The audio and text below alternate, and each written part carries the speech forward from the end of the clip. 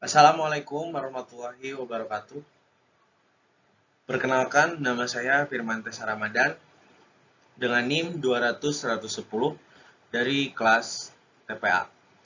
Di sini saya akan mengerjakan remedial teknik pemboran, mata kuliah teknik pemboran kedua. Saya akan mencoba menjelaskan beberapa materi. Yang pertama ada hole problem. Nah, differential pipe sticking. Definisinya yaitu sebuah hole problem berupa pipa terjepit yang disebabkan oleh perbedaan tekanan hidrostatis dengan tekanan formasi yang sangat besar. Oke, yang keduanya yaitu penyebab terjadinya masalah. Nah, yang pertama pada gambar satu itu lumpur terlalu berat atau tekanan hidrostatis sangat besar. Nah, terus gambar yang kedua itu menembus formasi yang berporos dan bermeabel. Dan yang di bawah itu ada lumpur kurang stabil. Yang ketiga, ada indikator. Indikator pada differential pipe sticking yaitu sirkulasi tetap berjalan lancar. Akan tetapi pada saat pencabutan rangkaian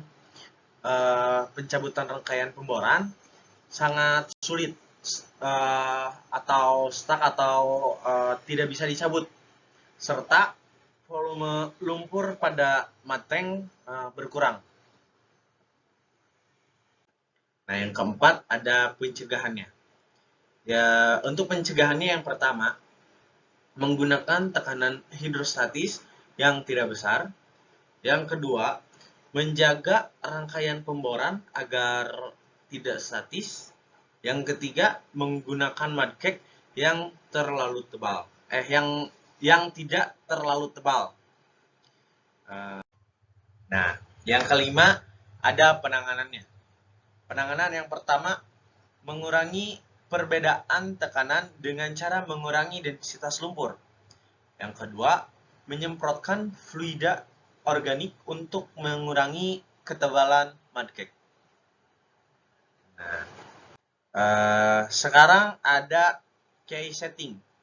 Definisinya yaitu sebuah hole problem berupa pipa terjepit yang terjadi saat mencabut rangkaian yang terjadi akibat dog globe.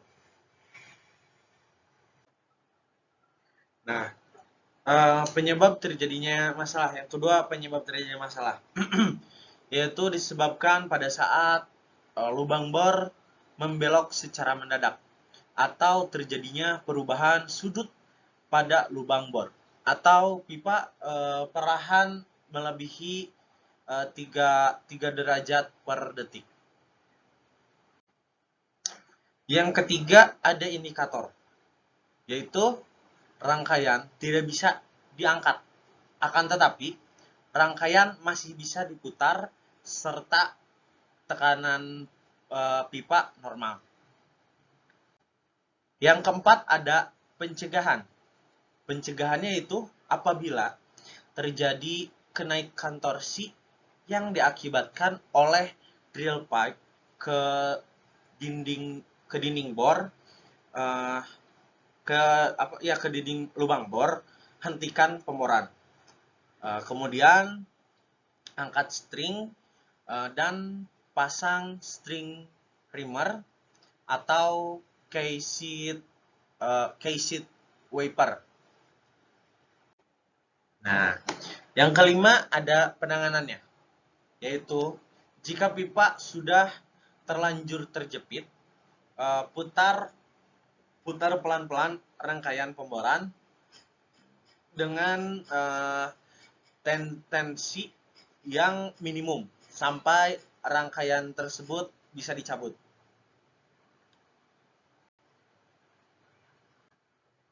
Nah, selanjutnya ada mechanical pipe sticking. Definisinya yaitu sebuah hole problem yang berupa pipa terjepit disebabkan oleh mekanikal atau permasalahan mekanikal. Salah satunya yaitu caving. Yang kedua, ada penyebab terjadinya masalah.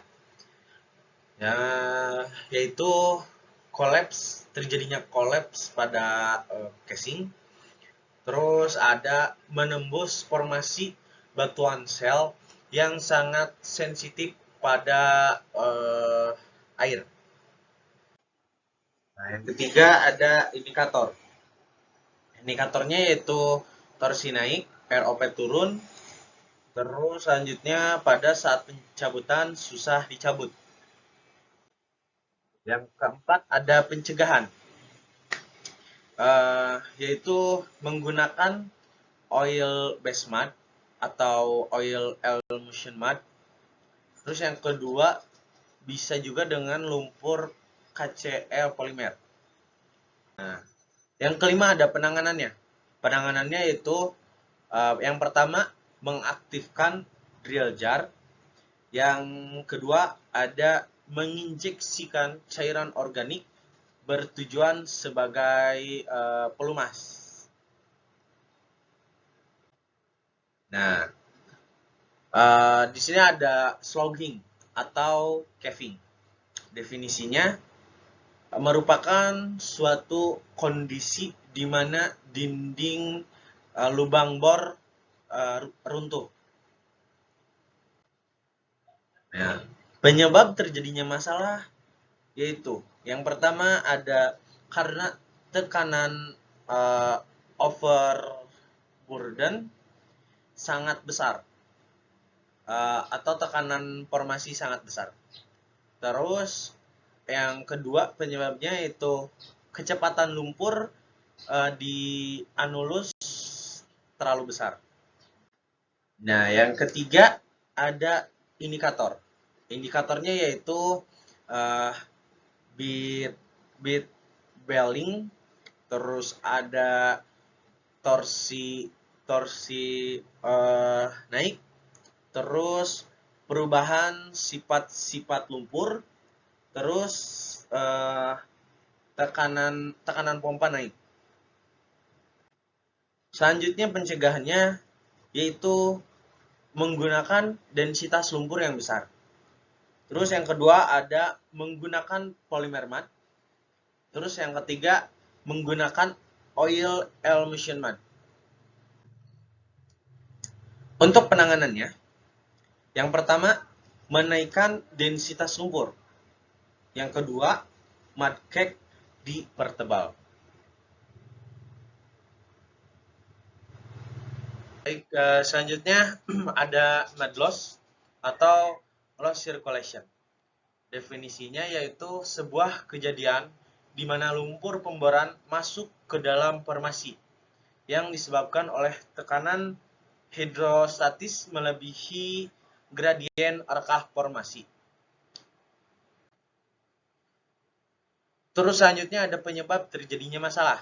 Yang pertama, penembusan formasi yang berporos dan bermeabel. Terus yang kedua ada formasi yang bergua pada batuan gamping. Yang ketiga ada adanya patahan pada formasi. Nah, selanjutnya ada indikatornya, yaitu volume lumpur berkurang pada mateng. Terus ada pada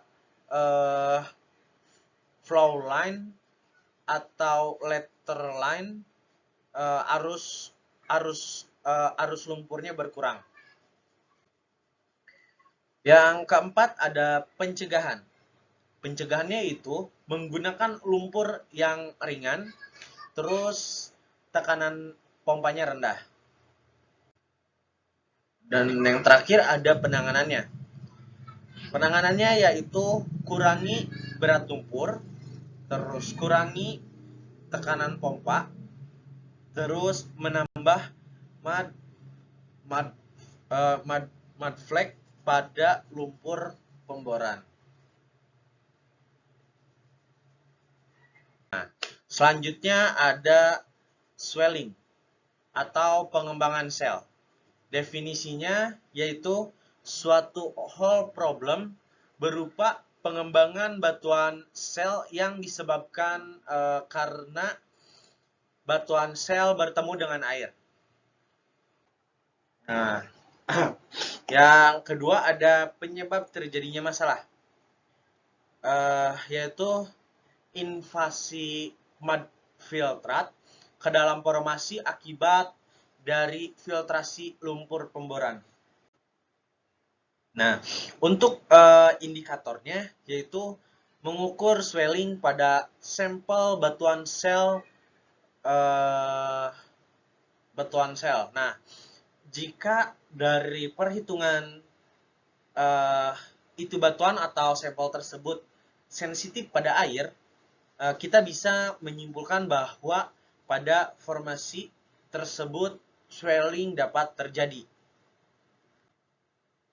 Untuk pencegahannya, yaitu menggunakan lumpur dengan kadar air yang sangat rendah. Nah, yang terakhir ada penanganan. Penanganannya yaitu mengganti lumpur tersebut dengan HCl polimer serta menambahkan Soltec.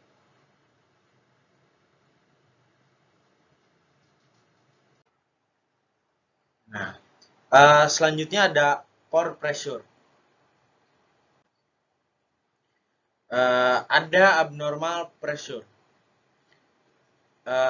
Definisinya yaitu sebuah tekanan formasi yang memiliki gradien di atas tekanan normal. Gradiennya berubah-ubah, tidak konstan. Terus tekanan abnormal terjadi pada formasi batuan sel serta tekanan ini dapat menghambat operasi pemboran. Selanjutnya ada indikator kick. Indikator kick yang pertama adanya gelembung gas pada indikator.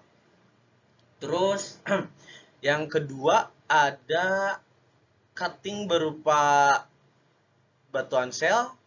Terus yang ketiga ada volume lumpur di mud tank bertambah. Terus yang keempat ada cutting berbentuk lempengan. Terus yang kelima pada flow line atau return line arus lumpur bertambah. Terus ROP tiba-tiba naik. Terus yang terakhir yang ketujuh gas cut mud meningkat. Nah, selanjutnya ada weight and weight method. Weight and weight method adalah sebuah metode pengendalian sumur dengan satu sirkulasi. Prinsipnya tutup sumur, terus sembari membuat lumpur yang baru. Ketika lumpur sudah jadi, buka sumur lalu sirkulasikan. Terus ada drill method.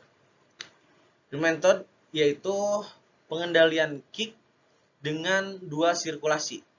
Sirkulasi pertama memakai lumpur yang lama dengan tujuan untuk membersihkan fluida kick. Terus yang kedua, sirkulasi yang kedua dengan menggunakan lumpur baru dengan tujuan mematikan sumur. Nah, selanjutnya ada concurrent method, yaitu pengendalian sumur dengan menggunakan lumpur lama, tetapi pada saat lumpur dipompakan, kita menambahkan pemberat secara perlahan pada lumpur tersebut. Nah, selanjutnya ada underbalance drilling. Oke. Untuk definisi underbalance, yaitu sebuah teknik pemboran di mana tekanan hidrostatik dalam lubang bor direkayasa agar lebih rendah dari tekanan formasi. Nah, untuk kelebihan underbalance, yang pertama, mencegah mud loss. Yang kedua, mencegah differential pipe sticking. Terus yang ketiga, mencegah kerusakan formasi. Terus yang keempat, meningkatkan laju penembusan. Yang kelima, meningkatkan penilaian formasi. Terus yang terakhir, memperpanjang masa pakai bit. Baik, di sini ada kelemahan underbalance. Yang pertama, downhole fire. Terus yang kedua ada penyambungan pipa sulit dan lama. Terus yang ketiga, penggunaan mud motor dan peralatan survei sangat sulit. Terus yang keempat, instalasi underbalance sangat rumit. Yang kelima, instalasi bornya sangat rendah.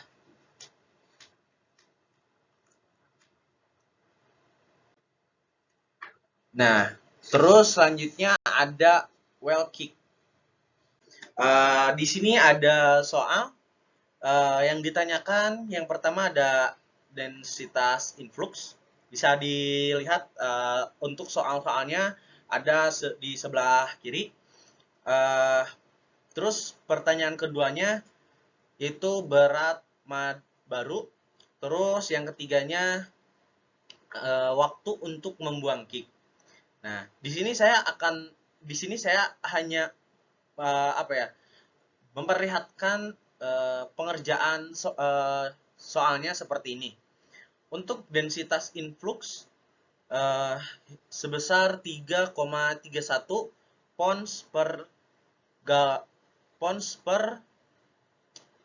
galon per gas. Terus untuk berat mud baru, jawabannya yaitu 12 pounds per galon. Terus untuk waktu untuk membuang kicknya yaitu 218. Nah, baik, mungkin sekian yang dapat saya sampaikan. Mohon maaf, masih banyak kekurangan. Semoga bermanfaat. Wassalamualaikum warahmatullahi wabarakatuh.